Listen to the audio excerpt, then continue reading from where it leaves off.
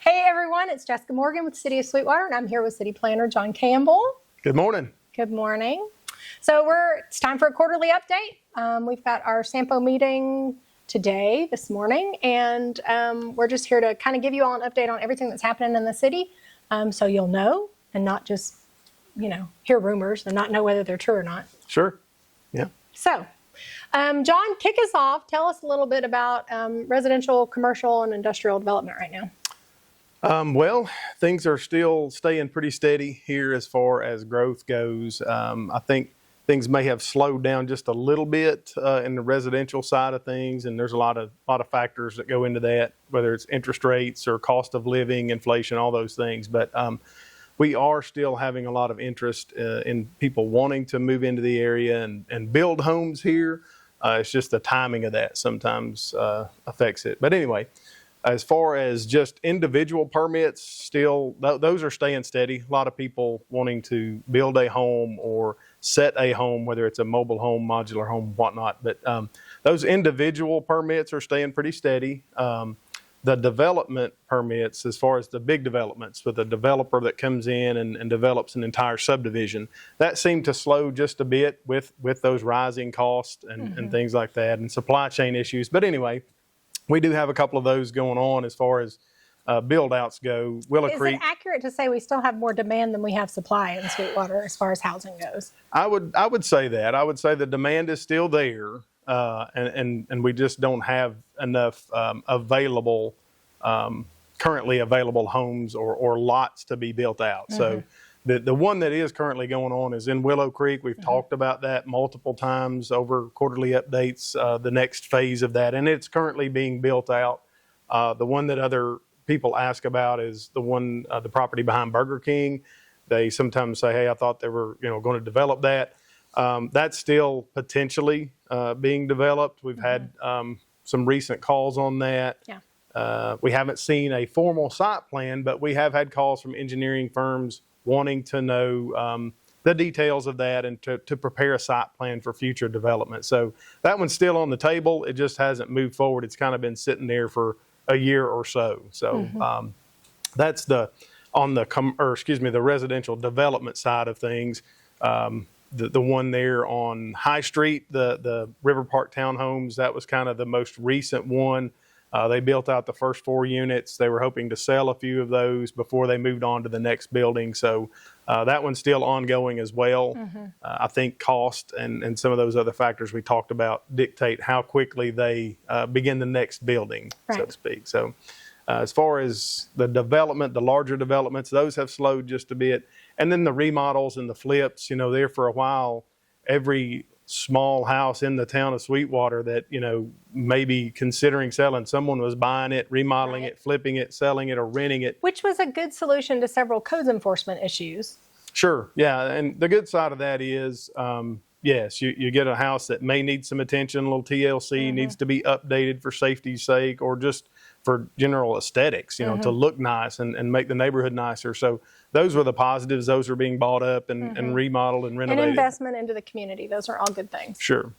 And that has slowed a little bit. We're still seeing some of that, but it seems to have slowed it a little bit. And I think, again, it's just that cost of living and that inflation and rent prices. If you don't have people that can pay those rents or purchase that home, then obviously it slows down naturally. So we're still seeing the growth. It's just it was at peak level, and now it seems to be slowing down just a bit. So I think that's a natural shift in residential development.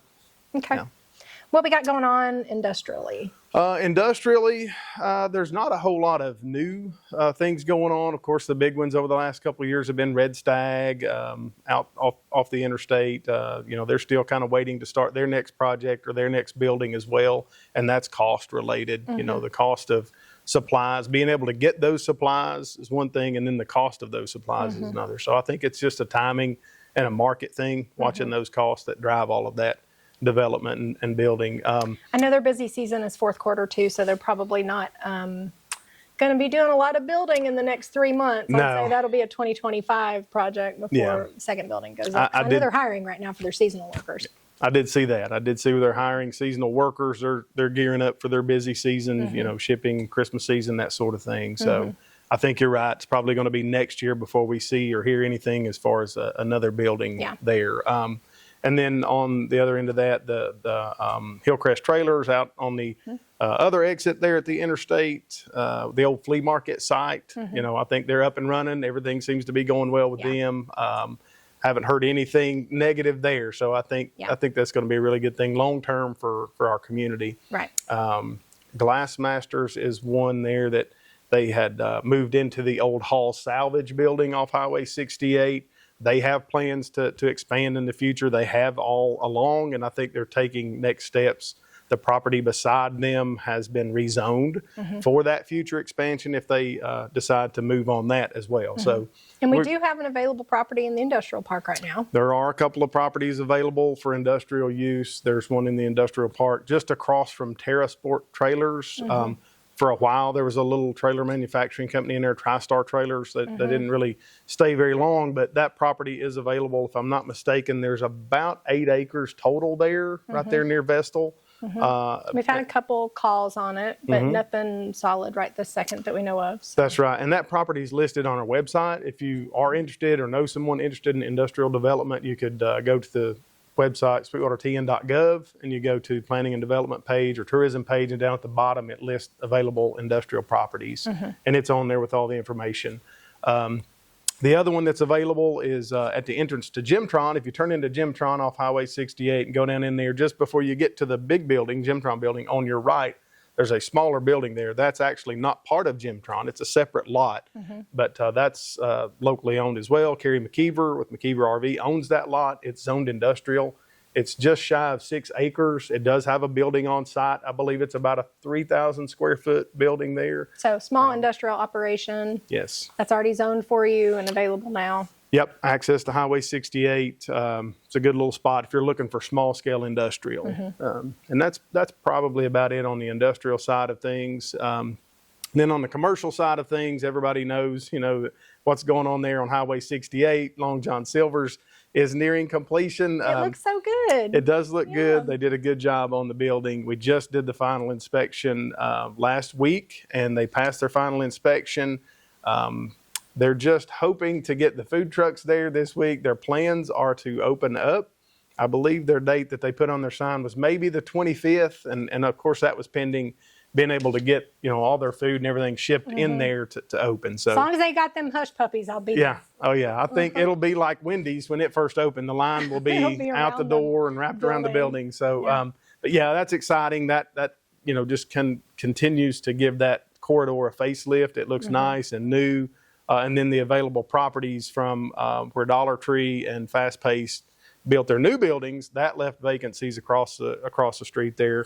In the old Dollar Tree building and in the old Fast Pace building in Plaza 68. So there's some commercial property available. It's prime property. It's right on 68, highly sought after. It's zoned C3 commercial. So we've had a lot of interest and calls in those properties. Maybe a restaurant chain. If you come to the Sampo meeting, you know who it is, but we're not going to say on YouTube who it is, but maybe a restaurant chain is interested in one of those spaces. Yeah, fingers crossed. One of those may be taken up soon in the plaza.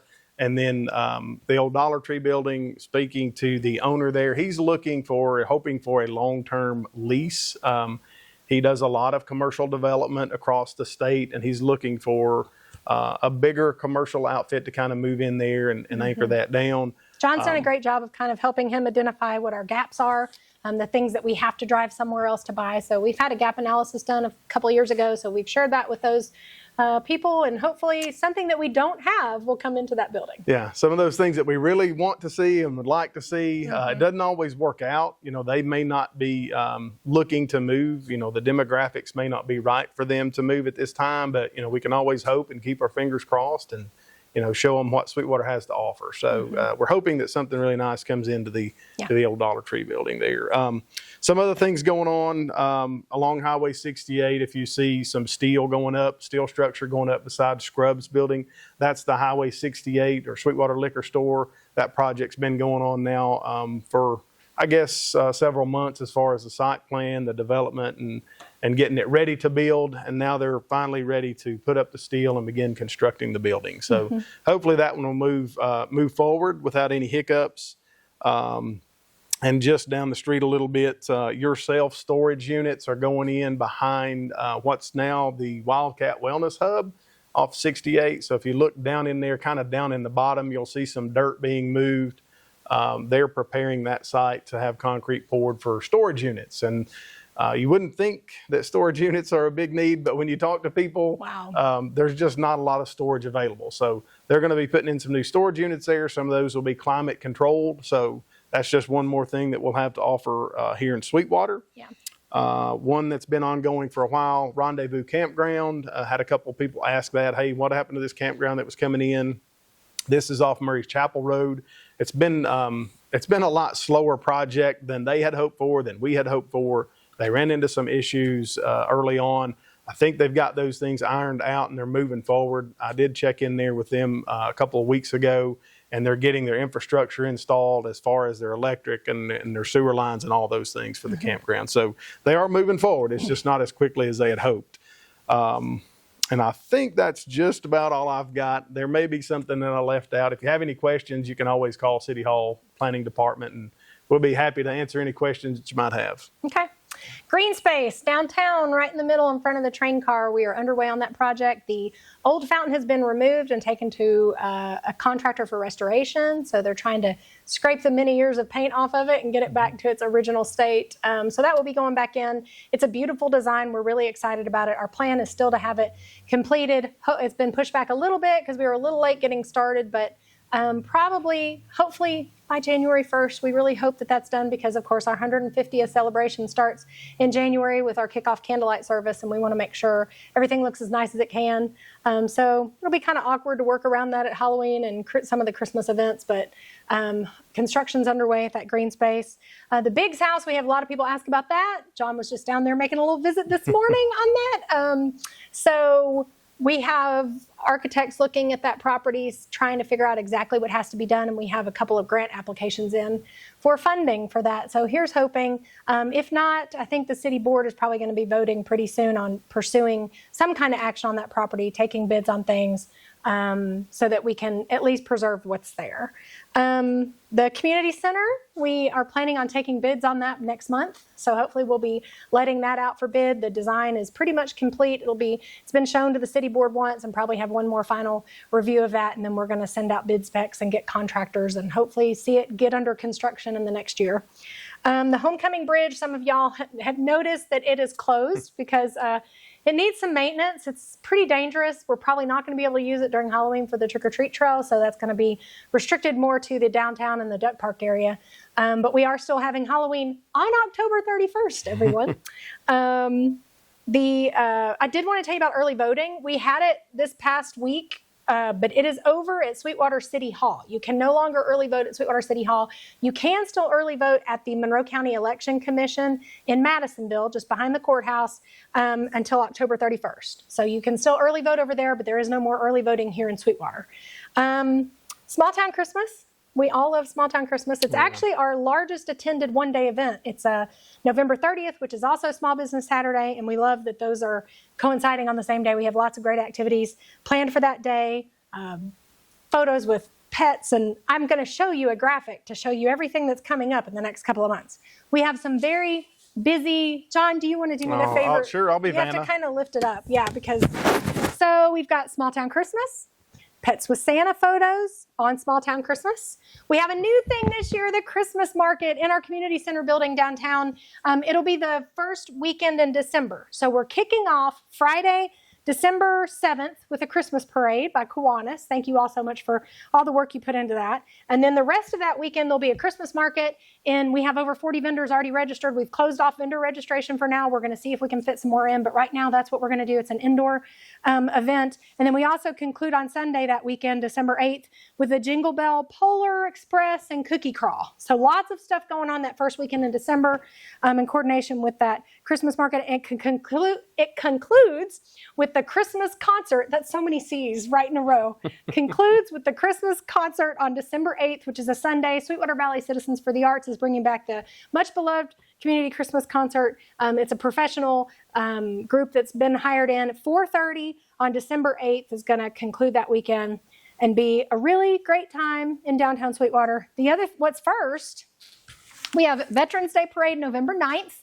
So Saturday, November 9th at 11 o'clock. We'd love for you all to show up. We had such great attendance come out on November 9th, or on the Veterans Day Parade last year. We had lots of teenagers there to see the veterans, and it made them really happy to see them. So please come to that Veterans Day Parade, November 9th, 11 a.m. The lineup is at 10:30 at Walmart, and then they come to downtown to the gazebo, so at 11 o'clock. So please show up, show our support for our veterans. Hopefully we'll have good weather again that day. And then November 15th, 16th, 22nd, and 23rd. You have 4 dates to come see Main Street's biggest fundraiser, which is The Adventures of the Holy Rollers, the musical.